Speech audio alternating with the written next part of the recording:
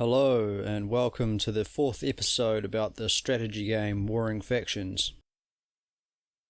Now I'm just checking up on my star log to see that all of my research projects have finished, and I'm checking to see that the scientists have leveled up. Not always in the right skills that I was expecting, but still it's better than nothing. Now my latest research facility here has the room for 5 workers, which is good enough for me. Regardless of the price, I'm going to need to build one so that I can exponentially increase my technology level by getting all my best scientists on it to start a new research facility. So now I'll go through this menu in the main colony and construct one of them. Now, under the scientist menu, I can see I have quite a few new scientists to hire, and they're at quite a good tech level, or a good skill level, because my tech level has been increasing, so I'm getting better scientists applying.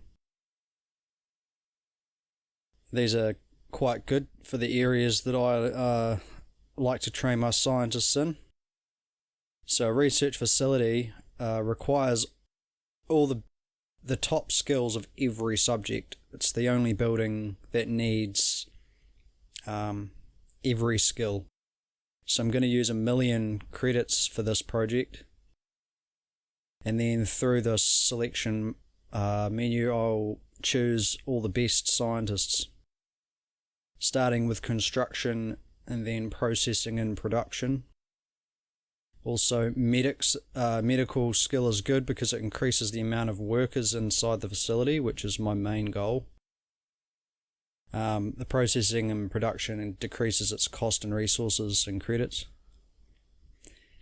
Construction generally increases the quality, and physics and chemistry also help out quite a lot, particularly physics.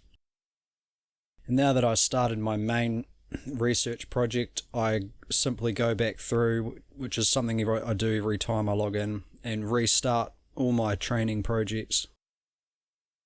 I predominantly want good construction skills, so I choose those more than the others by using a destroyer hull.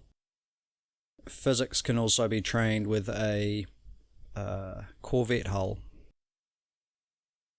which and one other project you can train physics with is surveyor hull, and I've also heard of people using command frigates to train physics skill.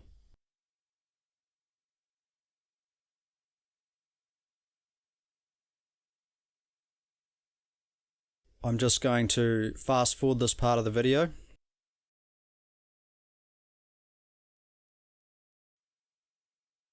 Now with that complete, I can check the projects that are underway by going into the Science tab.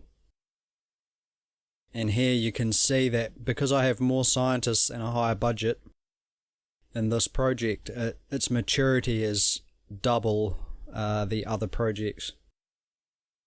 And as I've said, over a long term you want more faster projects to increase the skill level of the scientists, and then you bring them all together in big projects at the end after they've trained up.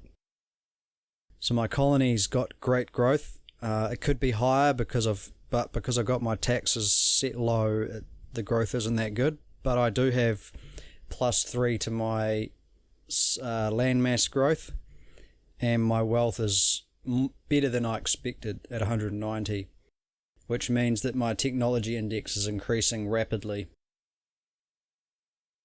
And now using this other graph here, I can see that my income is steadily increased, and now it's plateauing off, and that means to me that my new limit for wealth is about 190. I could increase it further by decreasing taxes, but that would decrease my income, and I plan on building some mines, so I'd rather keep that balance for now. Under the construction tab, Start off with some iron mines. These are just the basic buildings.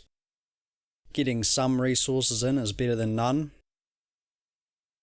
But the most important resource these take up is actually space. There's only a certain amount of buildings you can construct on your available land, and building basic buildings like this is very inefficient. But at the beginning of the game, you're required to build them. So I'm just using a modest amount here. Oil, funnily enough, seems to be overlooked, and it becomes very important in big battles because battleships require a lot of oil, particularly because of their excessive armor and shielding. It's always good to have an extra stockpile of it. And water is just as important as iron. So I can see here how much the minimum and maximum per day that I will produce.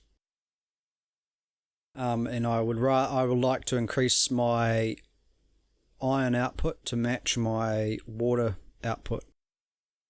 So I'm just going to build a couple more mines using some estimation maths, which worked out to be quite accurate here. So I'm happy with that. I won't worry about the rare resources until later. I'll explain those in another video. Now if I go into my building summary, I can see all the buildings I have in the colony, how many employees, what their effectiveness is, and how motivated they are. Motivation is very important because I'm getting essentially 3 times the output of my workers because I'm paying them a healthy wage. If I was to decrease wealth tax, that would increase their motivation, just the same as if I was to increase the monthly wage. But 3 times output is great. 320% is about the maximum you get before the curve falls off to where it's actually beneficial to be spending that much extra money getting the resources. Considering this is not a mining colony, here the index being 54% for industry, I'm getting 100% almost less resources than what I would otherwise, but this is an essential service, so it must happen.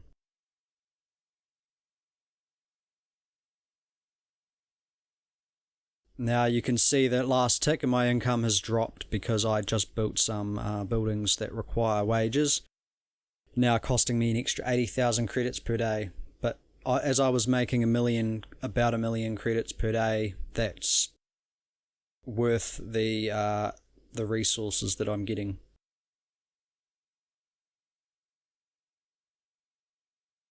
Now going into comparing myself to the other colonies that have grown. Remember the most important factor was my density being 6.34, and you will be able to compare that to the other colonies.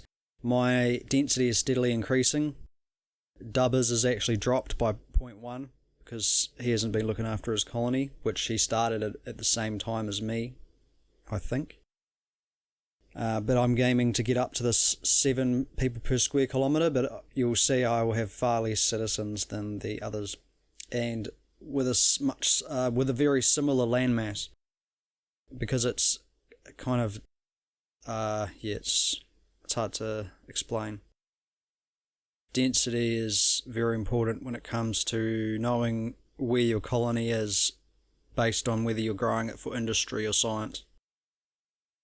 Now looking at this planet, of course, later on I will want to use this to gather resources, so I will show you a strategy to change the index back to industry after I have milked this colony for extra people to grow a new tech colony.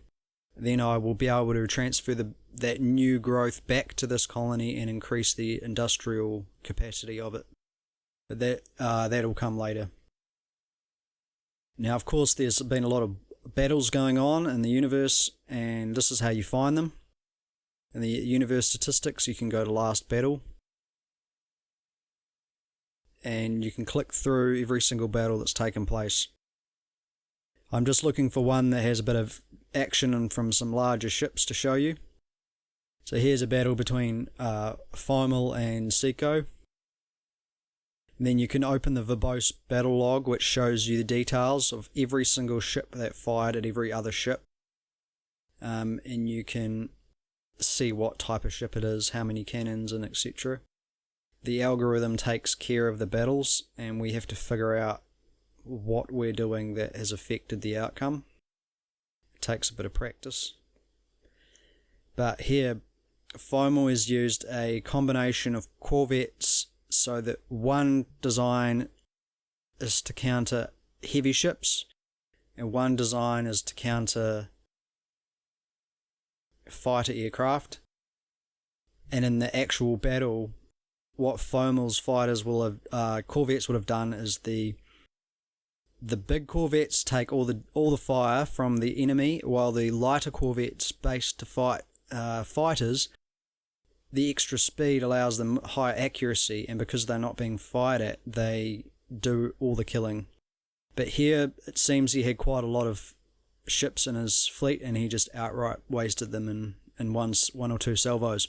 And this is the guy here. I've been talking to him for years. Hi, Mark. Now here I've just had another research project finish while I've been making this video, so I'll go back to the science tab and restart the project.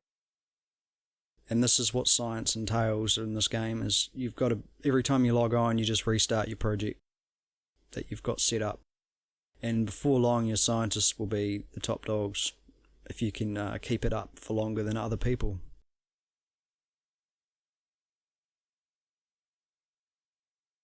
So that's all. Thanks for listening. Cheers.